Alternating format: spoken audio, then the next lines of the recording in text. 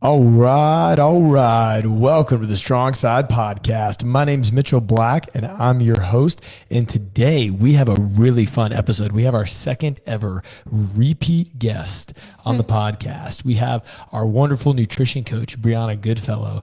And today is actually the first podcast that we'll have ever done at our StrongSide Roswell location. So for those of you guys that are viewing and you're like, wow, man, they're behind a desk. Wow, I didn't know I was watching NBC. Okay. Cool. Well, it's happening. All right. And if it's a little echoey, we apologize. We're trying out some new stuff, but the content will still be legit. And here's what we're going to talk about today. We're going to talk about defining wellness. And our nutrition program has been something new that we've been just jamming with over the past couple of months. And we've been learning a lot. And we wanted to share with you what that learning might be. We wanted to share with you where the progress is going and kind of what we're seeing. All right. So the first thing I want to do is just strong side nutrition coaching in general, wellness coaching in general. How's it going, Brie? What are we, 2 months into this? Yeah. It's going really well. It's been fun. Maybe get a little closer to the mic. It is echoey in here. Is this better? Yeah, that's better. Okay. It's been fun. I am certainly not bored. I'll put it that way. It's been so much fun. Oh, good. What's been some of the greatest success that you've had so far? Like, what have been your personal wins? My personal ones, wins. My personal wins. I think that people did ask me for help, and people said, "Hey, I'd like to talk about nutrition." That's a win for me. And I think just the consistency I've seen in a lot of my clients has been a personal win for me. Like, they feel, because when they come back to our meetings and they actually do their homework, that means they felt supported enough and to act on their homework, which is a win for me, because then they know I'm going to cheer them on and be their cheerleader. Yeah, no, that's awesome that they're actually doing the homework, they're doing the thing. And you've had a lot of really great success. I know I see a lot of the people that you work with, and they look totally different. They look like they feel totally different, and the energy levels go up and stuff. That's what it is. It's the energy level that I see more often than not that just go up, and they come in super excited to talk about their energy, and they're like, I'm doing all these things, and I did yard work, and I could keep up with everybody, and I'm like, this is wonderful. I'm so glad. Yeah, that's really what we want, is that you get out and you go enjoy your life. You're not stuck in I don't feel good land. Right. And I get lots of food pictures every day. What do you mean by people texting you food pictures? People sending me their meals, which I love. I love to look at food. I love food. So if anything, it's helping give me recipes too, the way people are experimenting with their food. A lot of the homework is just go to the grocery store and buy something green, and they do, and they're like, look what I bought, that was green, which is great. I get excited about it too. That's super cool. Yeah. So how does this process work? I know we talked about it last time and stuff, but you go so much deeper than just nutrition coaching. It's somebody comes to you and they're doing this metabolic code. Mm-hmm. And what is the metabolic code, and what's the point of the metabolic code? Well, the first thing, when I ask anyone, what do you think metabolism is? I get the standard, it's calories. How many calories am I burning? And I just know that's slowing down on me in my age. I hear that really often. And I like to help educate people about the metabolic code is breaking down our systems and how well they're talking to each other. They're very, clicky. For example, we talk about the 5 different systems that really make up your metabolic health, that are your metabolism's made up from the time you were born to right now, and everything in between is what's making up that health. So all of those organ systems and how well they're talking to each other, we're really focusing on how they're communicating. And then, because if they're communicating, they're functioning well. And when if your gut's not communicating, then everyone's kind of falling apart type of deal. So we like to see who's talking and who's not talking, and then we figure out how do we get that all going? So you basically, we start with the metabolic code, the metabolic questionnaire that we have. And it's a whole bunch of questions. And you're saying that gives you a snapshot of 5 different areas of their metabolism. Yep. and you're trying to create cohesion, right? Basically, you're trying to say, I'm trying to get my body in homeostasis. And the more that my body is in homeostasis, the higher likelihood that I can lose weight or I can feel better. Right. And your body definitely ain't gonna let you lose any weight if it's stressed out. Yeah, exactly. And that's what we're seeing a lot. And especially, you know, if it's inflamed or anything else, we're seeing a lot of that. And yeah, because if one system's off, you know, because we're looking at the body as a whole, like these systems, like, you know, there's a doctor for every individual system. You know, you go to the gastro doctor for intestinal problems, you know, the cardiologist and everything else, which is great because doctors will specialize and know exactly what's up with those systems. But what we're doing on the daily life, when you're not in like critical health condition where you're, you know, in a hospital, we're looking at daily life and how well those systems are working as a whole, because they do all talk to each other. It's not like everyone minds their own business in your body and not communicate and talk. For example, like your gut will absolutely talk to your brain all the time, but a, you know, neurosurgeon is not going to operate on your gut. And also too, like, and I think both of us are of the same mindset, like we don't like hate doctors. No. And so for some reason, everybody thinks that like all trainers hate doctors and all that. Mm-hmm. Like, no, but what you're describing is somebody sick or not? Right. And what we're trying to say is it's not, go see the doctor when you're sick. The doctor's job is not necessarily to deal with you when you're not sick. Right. And I mean, and how often you see your doctor, like your general doctor, I mean, you see them once a year. You don't only live one day a year. I mean, you have all the other days in between. So we're talking about your health on the daily life that your doctor doesn't necessarily see. Like they see if you're sick, okay, you're healthy and you're not going to die. I'll see you later. And that's great. But then you still have to, we're not just looking for average health here. We're looking for people to thrive and have vitality. And that's what we're focusing on. It's like, how can we fine tune this to feel awesome, actually have energy throughout the day?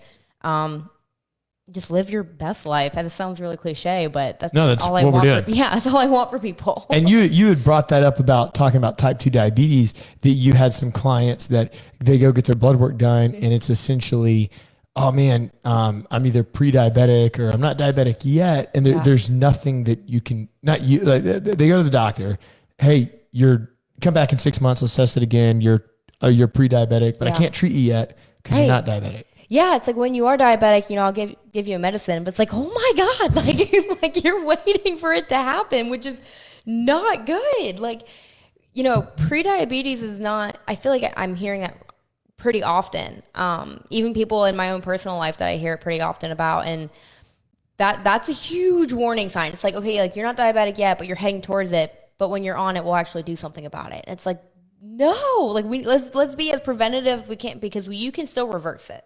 Like until you get it. And it's not like you can't get away from it when you get it, but when you get it, you're in such a worse off spot. Yeah, it's way harder to reverse it when you have it. And, you know, and I've seen complete extremes, like people who aren't diabetic at all and they're totally fine. And then people who will be diabetic for the rest of their lives. And, you know, literally their pancreas doesn't work at all, might as well not be there. So like, and everything in between.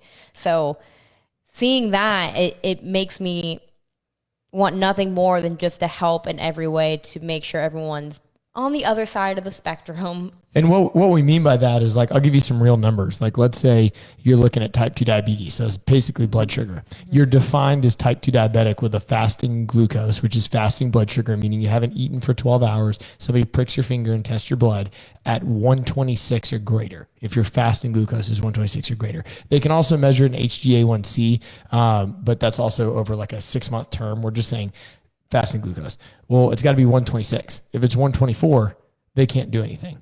And it's for us, and like especially Bree, it's not, oh man, you're 124. What I like looking at is like Kaiser Permanente, for example, came out with a really good study and said that your fasting glucose actually needs to be under 80. And for every point that somebody is over 80 on a fasting glucose, it makes them 6% more likely to develop type 2 diabetes in the next 9 years. So if somebody's fasting glucose is 90, well, then they're 60% more likely than somebody who's below 80 to get type 2 diabetes in the next 9 years. And that's what I mean about like preventative. Like, are you sick or not? That's what you're trying to do with people. It's not, are you sick or not? It's, are you going to be sick in the next 10 years? Exactly. And especially when people are feeling, you know, they're saying they have rashes, or, they're nauseous all the time, or they don't have an appetite. I mean, all of these things, our body is always sending us signals that I think we're really good at ignoring. It's kind of like when your engine light turns on in your car, check engine light, and then you ignore it. Like, maybe it'll just go away. That just happened in my car. And I'm driving it around. It's like, you should go get your next 5,000 mile tune up. And I'm like, I guess when it gets really bad, there'll be like a buzzer. Or something. Right. There'll be another signal later.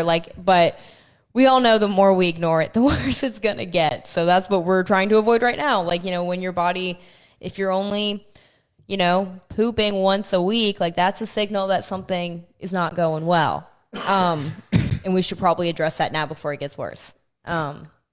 Yeah, and I think that's a really good segue into our fitness and wellness continuum. Mm-hmm. So, StrongSide is an ever-evolving project is what it is. I don't want StrongSide to just be just a gym where people come and work out. That is part of what we do, but what we really do is provide platforms. We provide platforms for people to be successful. And you'll hear that when you talk to any of our members. And why do you like StrongSide so much? They're never going to come to you and say, oh, it's because when I squat, the coach really teaches me. That's on the coach with their efficacy and their integrity to teach you how to move well.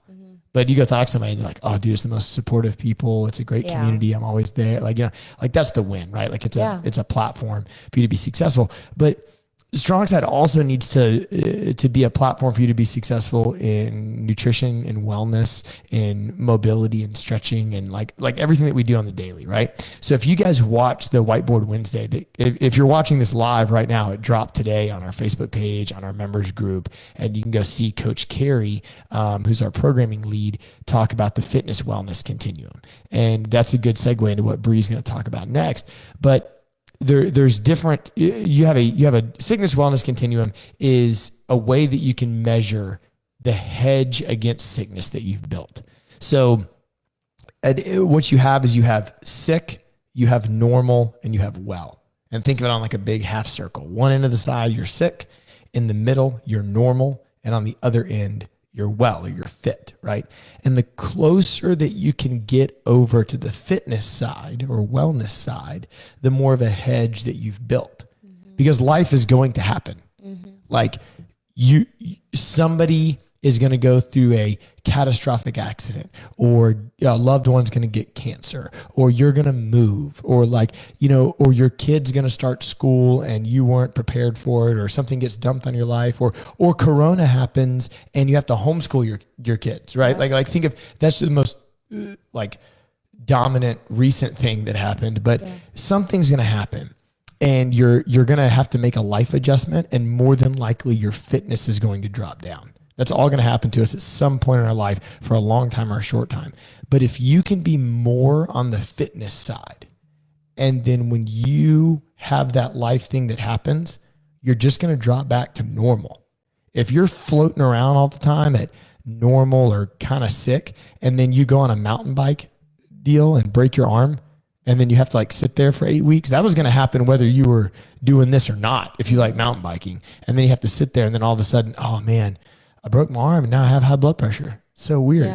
You went from normal to sick. What you're trying to do is build as much of a hedge as possible. And we talk about that with our 5 pillars of functional fitness, because what we're trying to do is preserve your functional quality of life. Can you be 70 with the body of a 60-year-old, 60 with the body of a 40-year-old, so on and so forth, so you can preserve that functionality.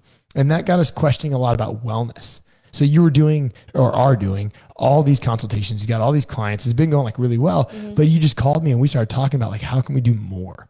And you were like, I don't really think that nutrition coaching itself is what it should be called, or what we should be doing, because this person is thinking too linear. Or, you'll get into an assessment and you're talking about everything except their macros. And they're like, wait a minute, I thought we were going to talk about, it's deeper than that because of X, Y, and Z, right? We're trying to understand what wellness is. So that got us thinking that just like we've defined functional fitness, we need to define wellness so we can get people as far over on that wellness side as possible. So when life happens, they're just normal. Yep.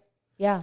Because I'm a big reflector. And so I was reflecting a lot about these meetings that I'm having with a lot of different clients. And I never wanted it to be like, I thought there was like something missing. They were coming in like, okay, like this is what I eat every day. These are my macros, everything else, which is great. We can totally talk about those things, but that, again, I think why people are so used to like the diet mentality and diet culture, where it's like, okay, like just tell me what I'm doing wrong and tell me what I'm doing right, and then how to fix those things. And it's like, yeah, like we can do that, but I'm looking at you as a whole person.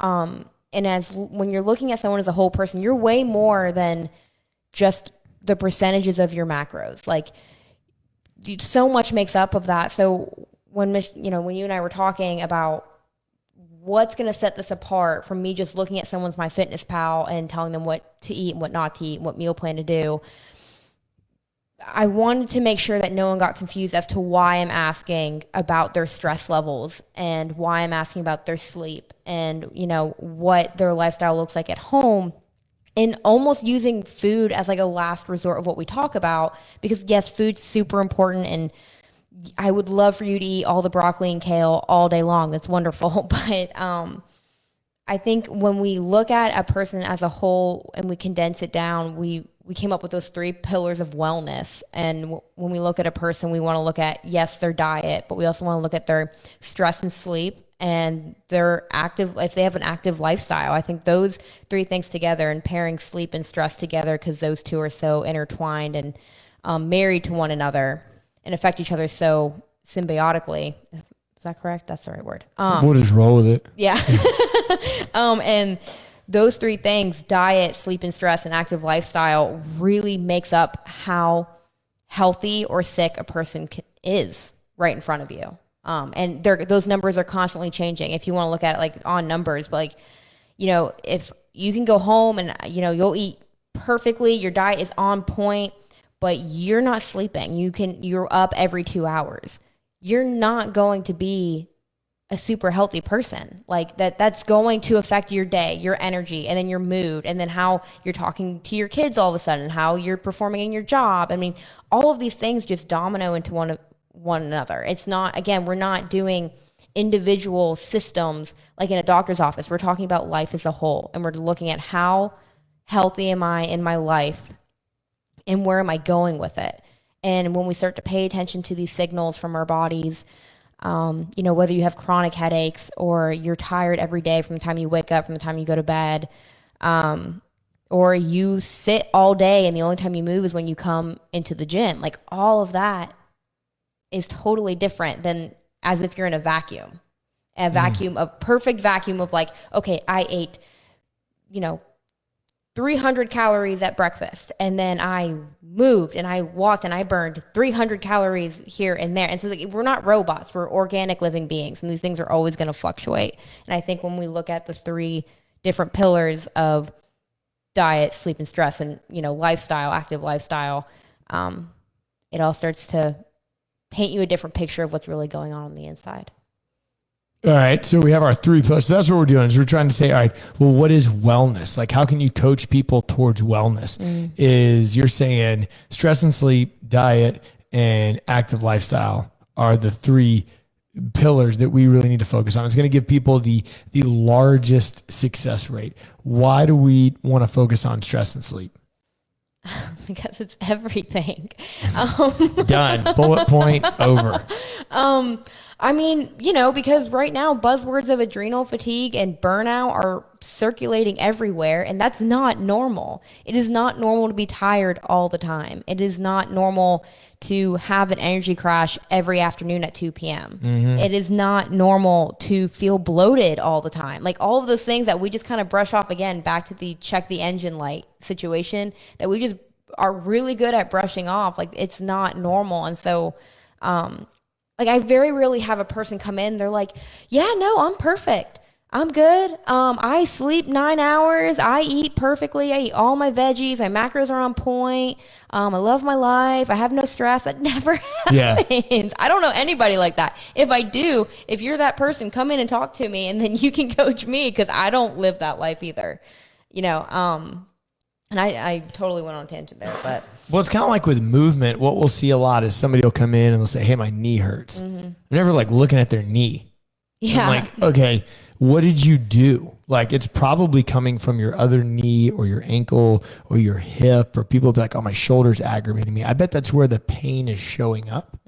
But it's like, it's actually coming from another area. We never want to look at the cause like this. I'm sorry. We never want to look at the symptom like immediately. Yeah. We want to try to find the cause. And when you look at it, like, I talk a lot about weight loss because that's what most people want to do. But when somebody comes in, if I could just lose the last 5 pounds around my belly, or, this stubborn belly fat, and it's like, well, I get it, but why do you need to talk to me? If the answer is just don't eat and get on a treadmill, why are we talking? Yeah. So it's like, oh, okay, I probably need to, like, if I don't sleep, you mentioned adrenal fatigue, a stressor hormone called cortisol is going to get released into my body to keep me awake. You drink coffee, every 100 milligrams of coffee raises cortisol levels 20%. And it's not like you shouldn't drink coffee, but you're raising cortisol levels so you can't stay awake. That's what gives you energy. Yeah. That's why when you work out, like, your adrenaline goes up and cortisol levels go up and you're happy. But imagine doing that like all the time. Yeah. Like, I remember the first time I started learning about this, I had this really, really good teacher, and he was breaking it down for me. And he's like, okay, you don't sleep. You're up and down. You can elaborate on this more, but like, you're up and down at night, you're waking up, melatonin replenishment's like all off, blah, blah, blah.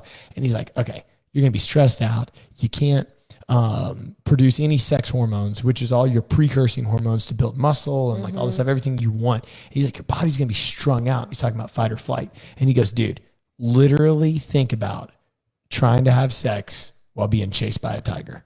Oh my God. And I was like, I get it. Like, yeah, your body is like that strung out. So it's not just like, oh, lose 10 pounds. Yeah. It's your body's like, oh, I have no energy. Oh, I'm not eating. Yeah. Oh, and you want me to do snatches and burpees? Yeah. Oh my God. Yeah.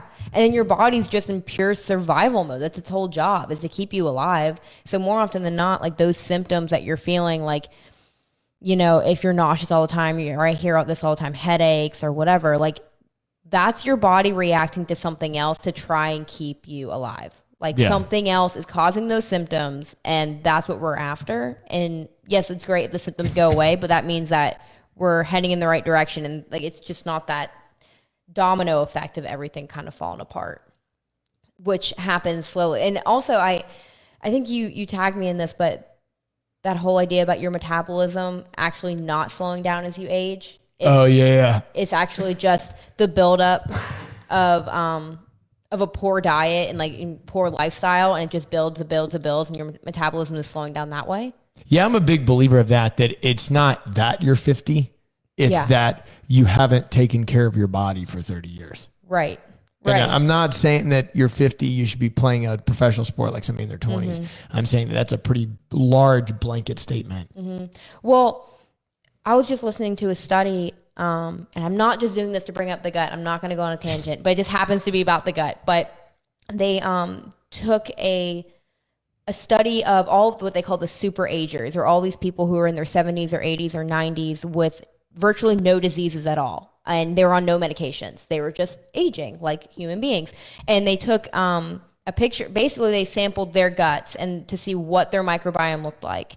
And then they took a bunch of professional athletes, or like really young, like college athletes or whatever it may be, like in their 20s, super healthy, epitome of fitness and health. And they took their samples of their microbiomes, and they were virtually identical. Like almost completely identical, because these people took the time, these super agers, of like what they were eating, using food as medicine and taking care of their bodies for, 70, 80, 90 years. That just proved that they were with no disease and no medication. That's like unheard of right now. Yeah. Everybody's got it. You're 40. You should be taking pills. Yeah. They tried to put my husband on a statin at 20. That's crazy.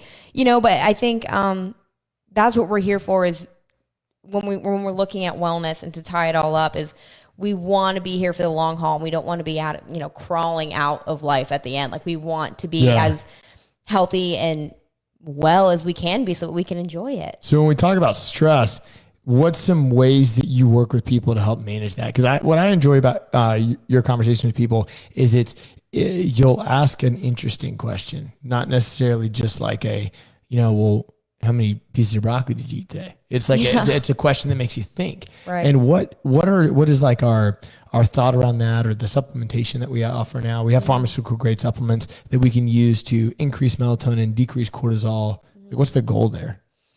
When someone's coming to me about stress. Yeah. Like, what are you trying to guide people on to help them lower stress levels? Well, first, I mean, I never say like, okay, just have less stress. Cause I mean, I expect every person to come in with stress of whatever it may be. And it's never like, okay, well, just don't do that or avoid this. Like, you can't avoid your job or, not take care of your kids. But, and a lot of them are more people. At first they roll their eyes at me. I'm gonna say this right now. At first they roll their eyes at me because I understand that it sounds pretty like a little woo and just kind of crazy and silly. But I think the biggest thing is I definitely preach yoga and meditation. Studies prove that when you do yoga or meditation, when you're turning on the parasympathetic nervous system, you're coming out of fight or flight and your body can actually restore itself. So we're going against, those cortisol levels being so high all the time. We're actually coming back down. But in ways to do that, I mean, is obviously to move and so through meditation or yoga, when we're actually breathing, let me ask you this right now. Like, I guarantee you people, I'm going off on tangents because my brain's going in different ways, but because stress is just such a big ball to dissect. But when people are breathing on a daily basis, if you look at a room of adults, more often than not, you just see their chests moving up and down. You don't see them breathing through their bellies. Yeah. And that alone will tell you if they're in fight or flight.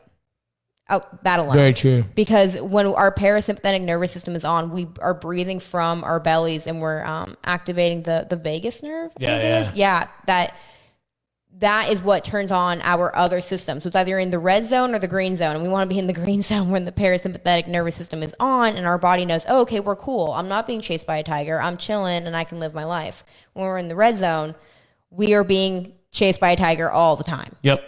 And it's like what you're really trying to do is get them set up for this thing we call the vicious circle.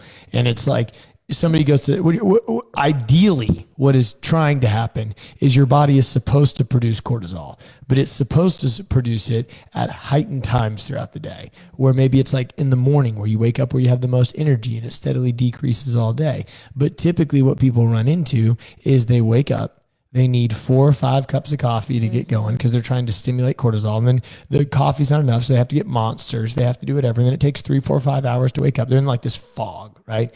And then they wake up for a little bit, and then there's that midday lull, midday crash. Some people have to have a nap. Some people have to drink some caffeine. Cortisol levels are dropping, and it's got to come back up. And then what happens? Oh, man, it pops up at night. How come everybody else can go to sleep? And then I have insomnia. I have hyperarousal of my mind. My cortisol levels are too high. Well, not only does it do that, but when the cortisol levels go up, it robs from melatonin in your brain. And melatonin is the only thing that can heal your adrenal glands. And if your adrenal glands are not being healed, then they're going to be stressed and they're going to pump out cortisol all the time.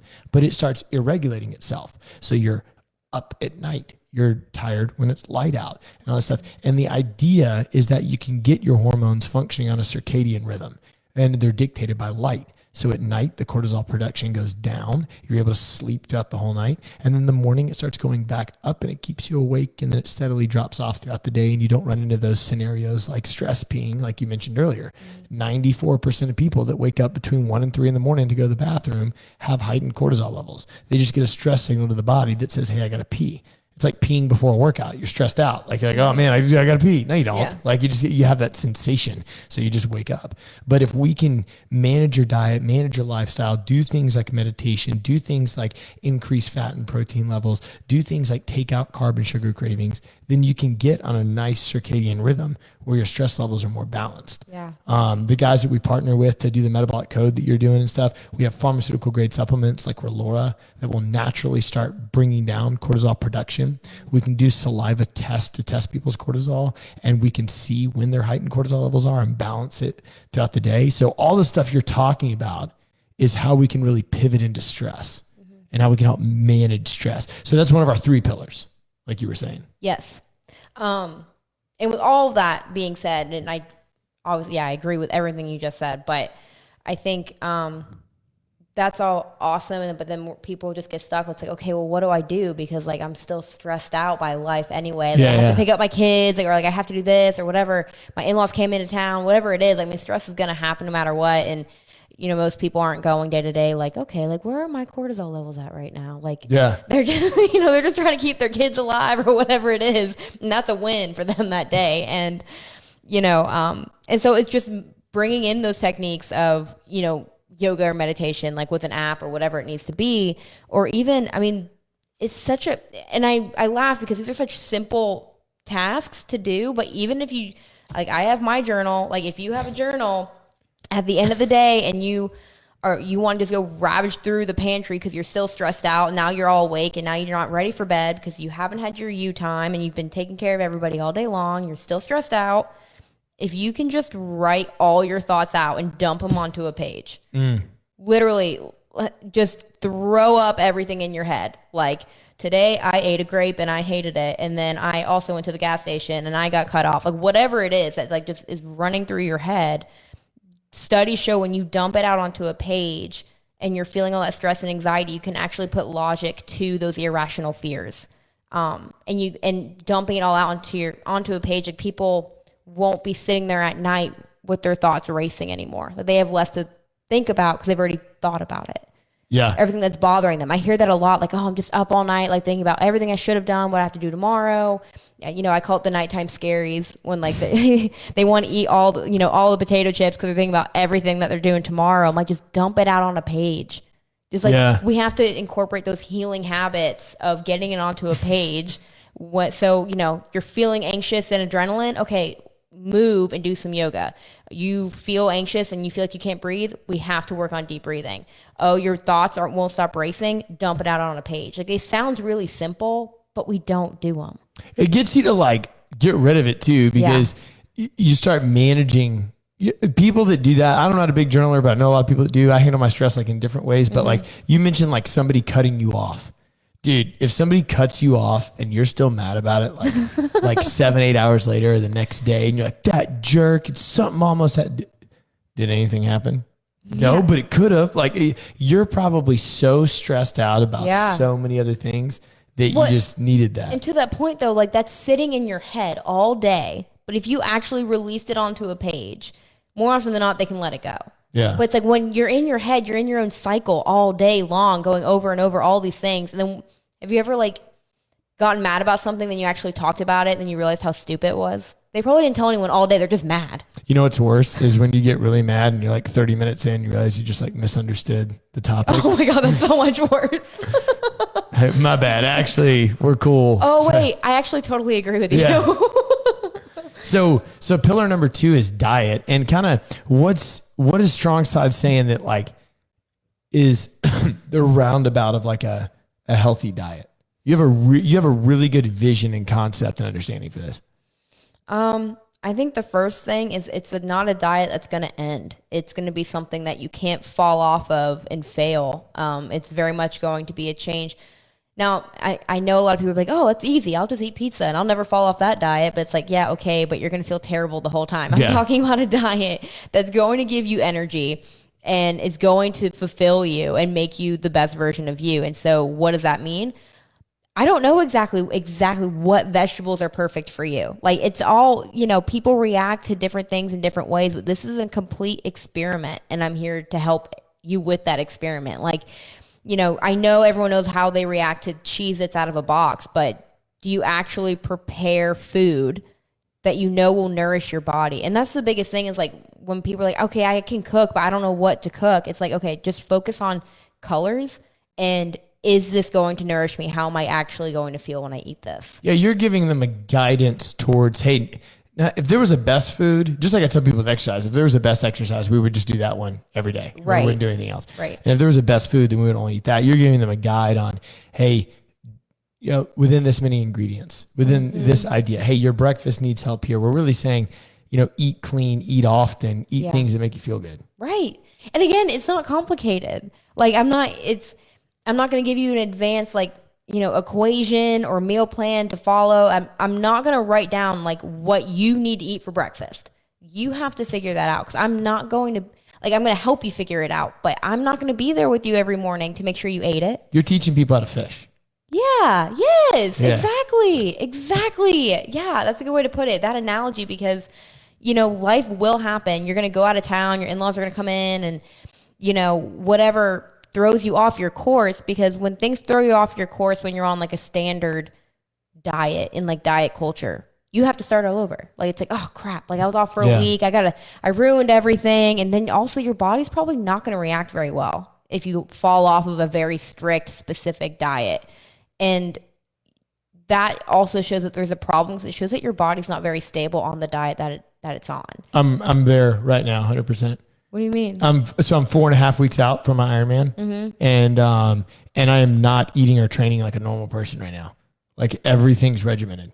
Like, I'm the opposite of what you're describing, right? And I'm going to make a point with this in a second, is I'm not trying to lose weight, but I am trying to lose weight. Woo. That's an easy goal to follow. Well, what I mean by that is, like, I'm not like waking up every day being like, oh, I got to eat less so I can lose weight. It's like my training volume naturally increases. A bike ride takes 7 hours.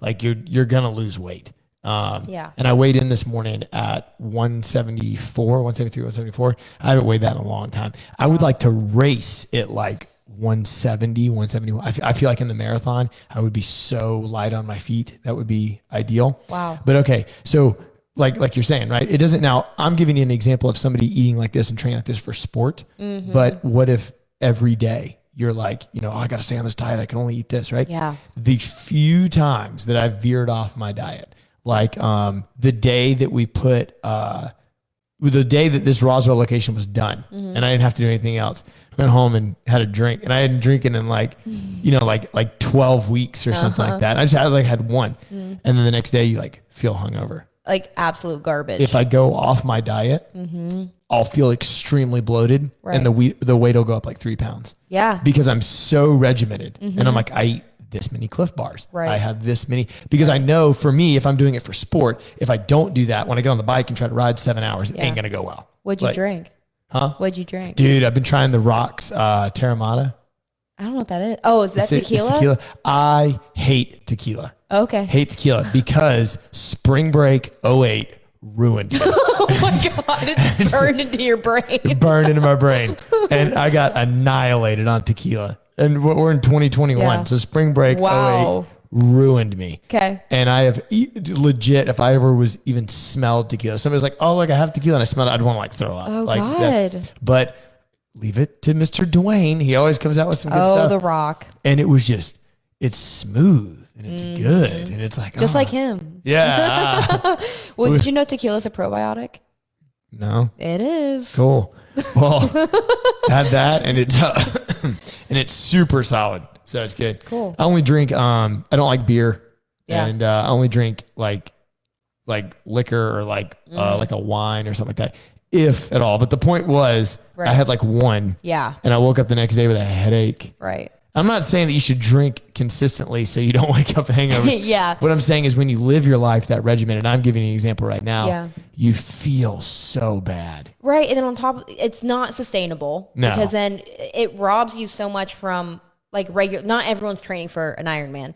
So, when people are on these super crazy tight diets and they're afraid to hop off of it, I mean, like you'll start to see people get anxious about going to a party, like for their family member or their friend. And it robs you of so much fun in your life. Like and this sounds cheesy, but joy is a nutrient. Take that as you want it. But like if you are then robbing yourself from life of, family events or parties or whatever it may be, is it worth being, that one specific weight or, having that one specific waist size? I'm not saying, go off the deep end, but it's a balance. It's 100% a balance of enjoying your life and feeling good while you're doing it. I prefer the word harmony. So I always feel like, I'm not saying you're wrong. I'm just saying that I feel like the word balance implies that something is more important than the other thing. Yeah. Like I need to find a balance between my diet and partying. Well, that means that at some point you have to say something's more important. Like for me, I don't like saying that I need to find balance between my home life and my home life and my work life. Yeah. Because like my work is my life. Like nothing. So it's like, but you can have harmony in how they work together. Like if you eat, if you eat really well, like if you eat 5 meals a day that are really healthy, and then you go out with a friend for their birthday, you had 35 meals that were really healthy and one that was bad. Yeah. Is that really going to mess you up? No. No, but now you also have, when you're talking about balance, there's a difference between I'm going to go to Mexican and I'm just going to eat Mexican versus like I'm going to go have 14 burritos, 3 pieces of cheesecake. Yeah. Like, dude. Yeah. That's like, come on. You're just trying to wreck your life. Right. There. So if I tell you to like go enjoy your life and be good to yourself and live in harmony, not to just go totally binge out one day and like wreck your life. I think that all comes with perspective. Like when you teach people, so you're working with my wife on her nutrition plan. Yes. And I've never seen her stay as diligent on that. And it's like for her, she's like 130 pounds. Like she's not really if she is trying to lose any weight, it's purely for vanity. Like I want to have abs or something like that. It's not for health, but everybody needs like a little guidance. Yeah. You can be thin. It doesn't mean you're healthy. Right. Like, you can be. That's a big one that I've seen a lot with quite a few people, and especially women who are getting frustrated going into the doctor's office and they're thin and they're not overweight, and the doctors are kind of dismissing what they're complaining about. And because like maybe, it's not a huge deal. Like, hey, I can see like my liver popping out of my body, something like that. But like, they're complaining about having chronic fatigue or chronic aches and pains in their bodies or chronically bloated like all the time. And they're like, look at you, you're in good shape. Like, it's probably nothing, take a Pepcid and you're cool. And they're really frustrated because like because they look thin, that they should be okay. But that we all know just because you're thin does not mean you're in perfect health and condition. And when you go back to that thing earlier about, not being sick in the future, let's look at some of these vitamin D levels. Well, on a Western medicine scale, anywhere between like 4 and 100 I think it's 4 and 100, something like that big. So like as long as you're between 4 and 100 on your vitamin D, then you're healthy. But on functional medicine, they recommend that you're between 80 to 100. So that's a big deal. You're saying somebody down at a 6 is the same as somebody at an 80? Right. But then you wonder why some people might struggle with depression. Yeah. And it's like, I'm not saying take vitamin D and your depression goes away, but like you can link a lot of stuff to that. And it's like, well, wait a minute, that's what I'm saying is that person is thin and wait a minute, your lab work says that you're healthy. Well, kind of. It just says you don't have a disease. Right. It means you're not in critical condition yet. Yeah. And that's what we're looking at. I don't need to admit you to the hospital, but you definitely don't feel well. And that means we can still turn it around. Like if you're not in the hospital, if you're not like, chronically in danger, we can still help turn that around and make you just feel better. God, so many people are walking around feeling bad all the time. And I think a lot of people get used to, I shouldn't say get used to. I think a lot of people never feel 100%. So they never know what it's supposed to feel like. Right. We spend the majority of our life doing what we're told, which is, breakfast should be Cheerios and English muffin and orange juice and milk and stuff like that. And lunch is supposed to be quick and easy and stuff like that. And like, I don't watch TV often, but I was like, the commercials were on the other day and everything was marketed to me as like, hey, if this doesn't fit your lifestyle, then you can just get this or you can just get that, like whatever. And I'm like, sometimes crap's just hard. Like, I don't want to, say, oh man, is cooking hard for you? Well, you can have this peanut butter and jelly sandwich. Yeah. And speaking of peanut butter and jelly sandwiches, check this out. I swear to God, I'm not even making this up, that on the news yesterday, they said that for every hot dog you eat, it takes 33 minutes off your life. Your wife told me about this. She sent me the article. Okay. I was like, what? First off, how do you even, I don't necessarily disagree with that because it's a hot dog, but so at some point I could eat enough hot dogs and die instantly. Wait, didn't you eat it? Like a hot dog eating contest? Competitive eating champion over here. Oh my God.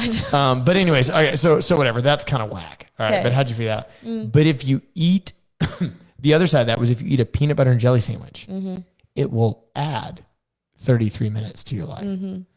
Okay, that's, I'm going to go out on a limb, but I'm going to say that 2 slices of Wonder Bread, some jam and peanut butter isn't going to add 33 minutes. Yeah. How'd you even figure that out, first off? But like, who did this study? Like, God. And then people just read the headline, right? Yeah. That's what I mean about like doing what you're told. Yeah. Or, we see this all the time in supplementation. Like things are, 1 parts per billion. Like, oh man, I heard that if I eat red peppers, then I can lose weight faster. I'm like, okay, Karen, it said that maybe if you eat spicy peppers, it could maybe raise your metabolism 5%. You're right, but that doesn't mean you can ignore everything else. For like 30 minutes, and you have to be on an empty stomach. You know what I'm saying? So you throw all those factors in, and it's not like they ever get to 100%. They're so used to feeling 50%. Yeah. And I really don't think people know how good they can actually feel. Yeah. But I'm going to let you talk in a second. I'm just getting excited. But go, man. But it's like, I was hearing somebody talk the other day, and they were so spot on. And I think you're such a beacon of light for people, because he was like, the opportunity in nutrition and fitness is not to help people cipher information. Mm-hmm. It's just to bring them the good information. And he's like, and he was right. Because think of our competition. Our competition, whether you say your competition is Google or whether you think your competition is whatever, it's not like people are short on information. No, they are not. They're actually overloaded with so much information that they have decision fatigue. Yeah. And it's all these like half-true things, because there is no governing body for fitness or nutrition. Like 100% legit. Yeah. You can go open Tony's gym tomorrow and say, I train people, I whatever. And there's no law against that. You don't have to have any certifications. It's just if you feel like you would be better by going and getting a certification. There is no laws. And the only difference between a dietitian and a non-dietitian is a dietitian is allowed to write a meal plan for somebody and work with them in a hospital, like legally. And like, so that's it. Like, so you have all this information. What we're trying to do is just like, look, bro, this is like, I've checked it all out. Okay. Yeah. This is it. This is all you need. Yeah. And when you talk about keeping it simple, it's like, look at our workout programs. You come in, there's not 8,000 things you got to do. Right. All right, look, do 5 minutes of burpees, 5 minutes of rowing, 5 minutes of wall balls. Promise you'll get thin. Yeah, you'll feel it. No, I completely agree with you. And again, going back to like simplistic, I mean, when I just tell people just eat whole foods, and they're like, what does that mean? I'm like, a food that has not been process. It's not in a bag. That's not that you can choose. Like when you go in there, like, oh, I like this red pepper versus that one. Like a whole food that has been picked or plucked or whatever from the earth. That's the way we were meant to eat anyway. We're meant to eat. It's not that hard. Mother Nature is like, hey, here, eat this, and we're like, okay, cool. But what if I added these chemicals and everything else to it? What would happen? It's like, I didn't tell you to do it that way. And I think that's what people should take away when we talk about diet and what you help them with diet. Like, I think we fully understand that we are trying to educate people in something that they have never been educated in. There is zero formal education. There's no requirement for people to learn nutrition, but it's expected. Yeah. Like, well, eat well. I don't know. Dude, you've never even been shown what well is. Right. The only person that told you what a good food was the person that was trying to sell you the food. Right. That's it. Yeah. Well, it's similar back to when we went to that event and people were getting their fingers pricked. Oh, up in the Canton Wellness Fair? Yeah. Yeah. And, I asked them, like, what's your report card? Like, how's your cholesterol or whatever? And he's looked at it and was like, well, it says exercise. And this man had no idea what that meant. Like, he was like, I guess I should, I don't know, take the stairs sometimes. It's like, yeah, but like not knowing where to go from there. It's like, okay, here's the issue. Like your cholesterol's high, your blood sugar's high, whatever it is.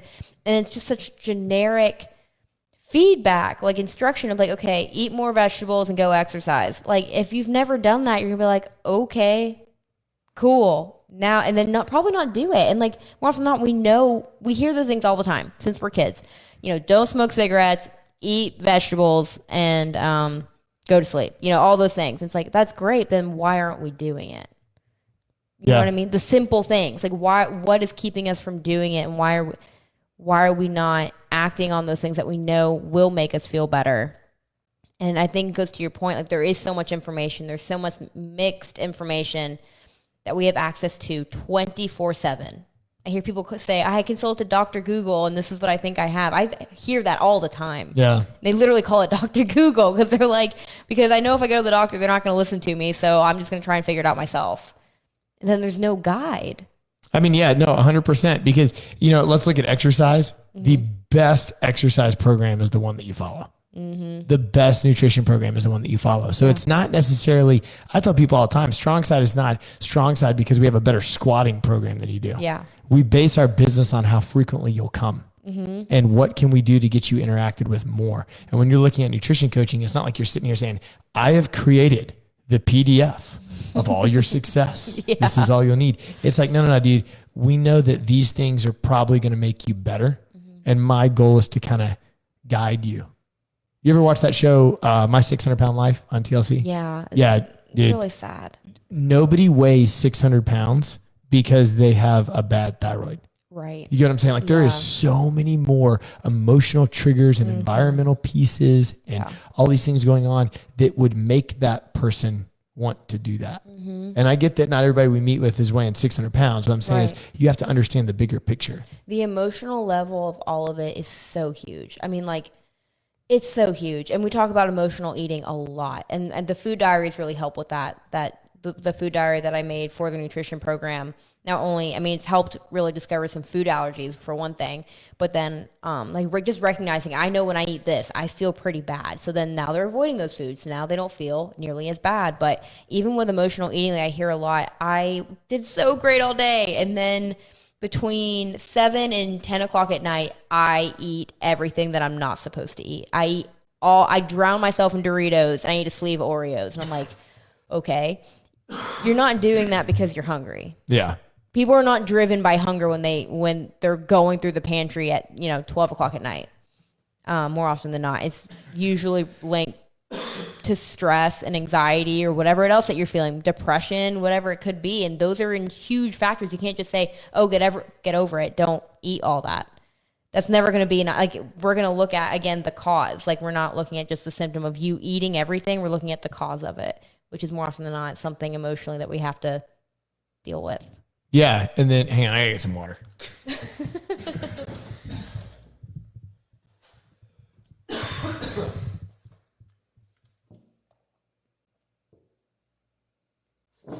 Quick break, and we're back. Yep.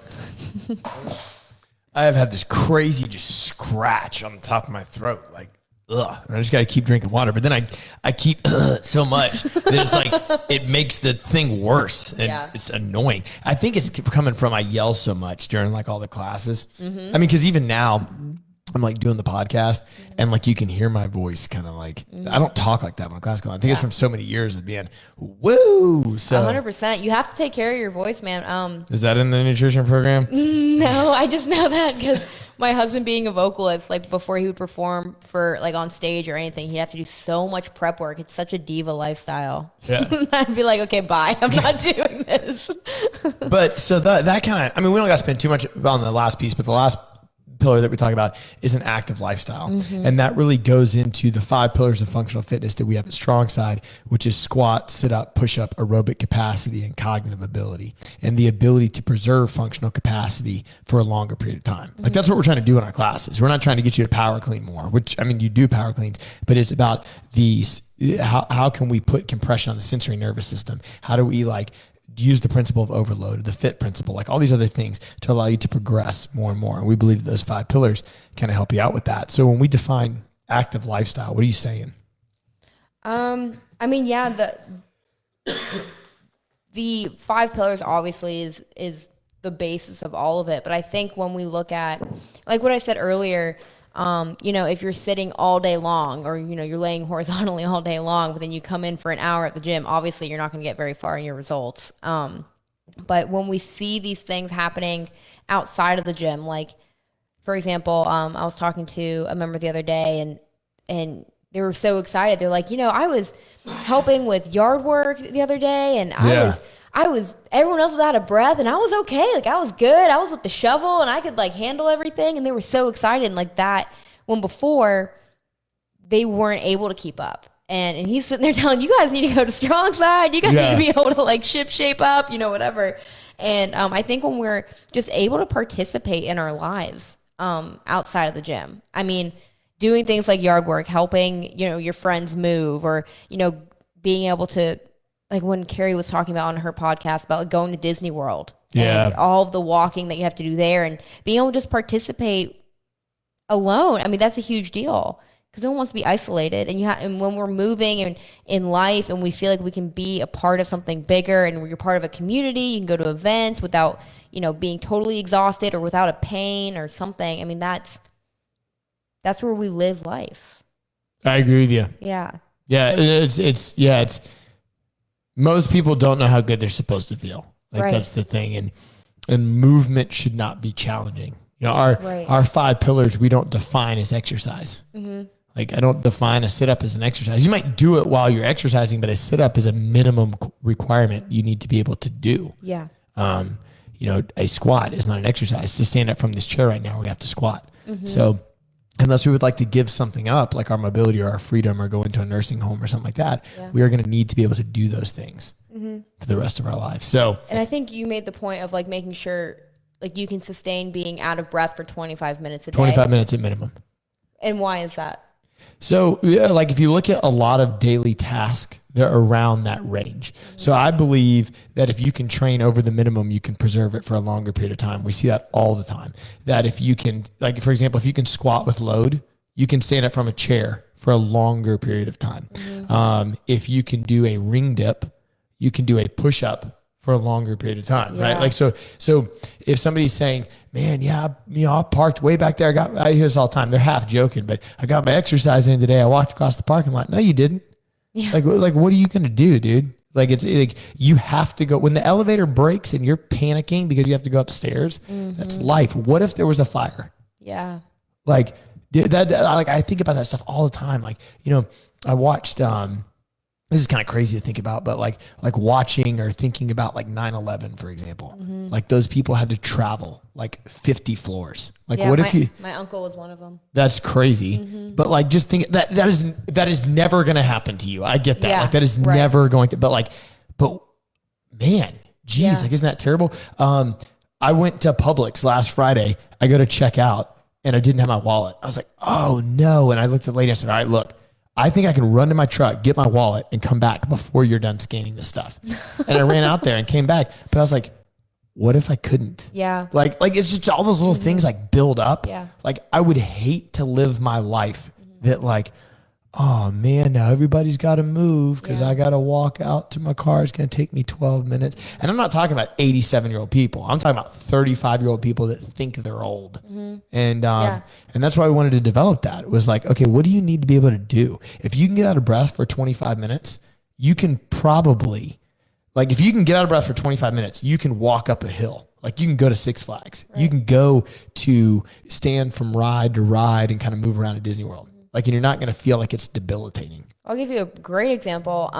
There was a woman that I was listening to, and she said the whole reason the wake up call for her, which it sounds really simple, but like to start exercising was her 3-year-old, ripped his hand out of her hand when they were in a parking lot and ran out into the middle of the road. And she couldn't breathe. Like her cardio level was so low that she couldn't breathe enough to get herself to run fast enough to go grab her child.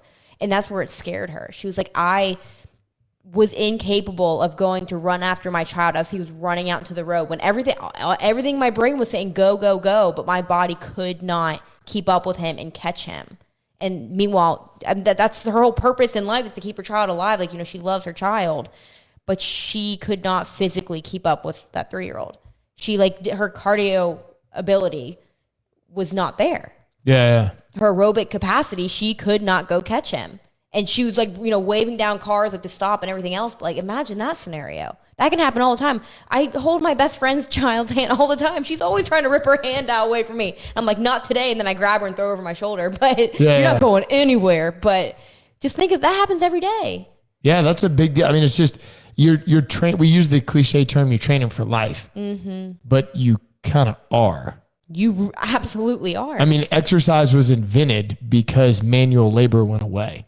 Yeah. So people had to start creating things that looked like exercise. Or actually, it looked like manual labor. Exercise has made a complete full circle. Like when exercise first started, it was things that looked like manual labor. Mm-hmm. Then it went to whatever happened in the 70s with all the shaking stuff and the little vibrating belt thing. Remember that? Like whatever that was. And then it got real bodybuilding. And then it got real group fitnessy. And then by 2008, group fitness was done. And now it's back to kettlebells and like, you know, all this stuff, like real movement and external load and self-expression and empowerment. And, you know, there's a lot when, you know, you get too much help in the world. I think people live too soft and you get too much help. Yeah. And it's like pumping yourself up with music. I don't listen to music before I go out and do something. Because what are you going to do to pump yourself up with when there's no music on the course? Yeah, I'm always drinking pre-workout all day just in case. Yeah, like, and it's very gratifying when I say that like life is too easy, and then you come in and it's pretty rewarding when you're the only one in charge of that barbell. You're the only one in charge of that kettlebell. Nobody's going to row these meters for you, and too often in your life you don't win. You're just like, well, you know, it's so-and-so's fault. Well, traffic was bad. Well, I would have made it, but this guy cut me off. Or, you know, I was going to get that promotion, but the boss doesn't like me. Yeah. Versus get on the rower, row 1,000 meters in under 5 minutes. Yeah. When are you measuring success in your life? You're probably not. Yeah. And then you row the 1,000 meters in under 5 minutes. You're like, dude, I'm a freaking winner. What else can't I do? I can do whatever you give me. Yeah, I love that. Yeah, and I'm even thinking about how that absolutely applies to diet. I mean, I don't know how often if people are waking up after 9 hours, like, yeah, I slept the whole night, 9 hours. It could be, that could be a total success point for some people. But I think more often than not, I hear, wow, you know what? I was at a party and I wanted to eat like 10 cookies, but I only ate 2. And that's a huge deal. Yeah. Like, that's a huge deal. And, or like, you know, I really wanted to eat the whole bag of Doritos, but instead I went for a walk and actually talked to my husband. Like, that sounds really silly, but like those are big wins for people when they are able to like defeat, you know, their cravings, or they're able to actually deal with what's going on in front of them versus just drowning themselves in food. Or I made sure I ate enough today. I always, you know, I took care of myself. I made sure I was well fed. Yep. And that's a big thing because everybody wants to take care of other people without taking care of themselves. But then all of a sudden you can't take care of anybody because you didn't take care of yourself. Exactly. Yeah. It's a vicious cycle. It is. It's very interesting. And that's why the sum of that whole conversation is like what you coach people on. Yeah. And like those 3 pillars of stress and sleep and diet and an active lifestyle. It's like, well, that's what we mean. Like when you sign up for wellness coaching here at StrongSide, it's not just here's a PDF, you know, 40, 30, 30 on your macros. I'm not saying this stuff doesn't work. We want to be broader than that. Like we want to be just, look, I know life is hard, but you're stronger. And let me kind of here's this highway that you need to stay on.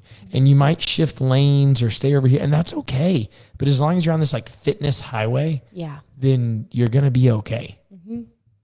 100%. I agree with you. Cool. So how can people like schedule something with you? Is it just email or? You can email me. It's Brianna, Brianna at the-strongside.com. Shoot me an email and let's chat and tell me all your hopes and dreams. Yep. And she's you post a lot of good stuff on your Facebook and Instagram too, like all the little polls and stories and all that kind of stuff. So where are you at? What's your handle on Instagram? It's just at Brianna Goodfellow.